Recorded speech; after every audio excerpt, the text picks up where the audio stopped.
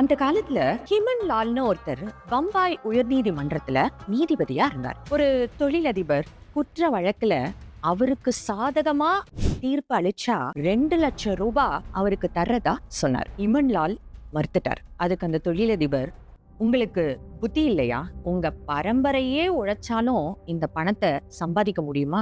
ஒரு தீர்ப்புக்கு 2 லட்சம் ரூபாய் தரேன்னு சொல்ற ஒருத்தரை நீங்க உங்க வாழ்க்கையில சந்திக்கவே போறது இல்லைன்னு சொன்னாராம். அதுக்கு ஹிமன்லால் 2 லட்சம் ரூபாய வேண்டாம்னு சொல்ற ஒருத்தரை நீங்க தான் உங்க வாழ்க்கையில பார்த்திருக்க மாட்டீங்கன்னு பதிலடி கொடுத்தாராம். ஹிமன்லால் எப்படி தீர்ப்பு கொடுத்திருப்பாருன்னு உங்களுக்கே புரிஞ்சிருக்கும். நன்றே தரினும் நடுவிகந்தாம் ஆக்கத்தை அன்றே ஒழிய விடல் அப்படிங்கிறாரு திருவள்ளுவர். எவ்வளவு பெரிய செல்வம் வரும் அப்படின்னாலும் நடுவு நிலைமை தவறாதே அப்படிங்கிறது தான் இந்த குறளுக்கான பொருள். காசு நேர்மை இல்லாத வழியில வருது அப்படின்னு தெரிஞ்சா அது எவ்வளவு பெரிய காசா இருந்தாலும் அந்த காரியத்தை பண்ணாத அப்படின்னு எச்சரிக்கிறார் திருவள்ளுவர். எவ்வளவோ பெரிய ஆளுமைகள் கூட ஊழல் மோசடி வழக்குல சிறைக்கு போயிருக்கு.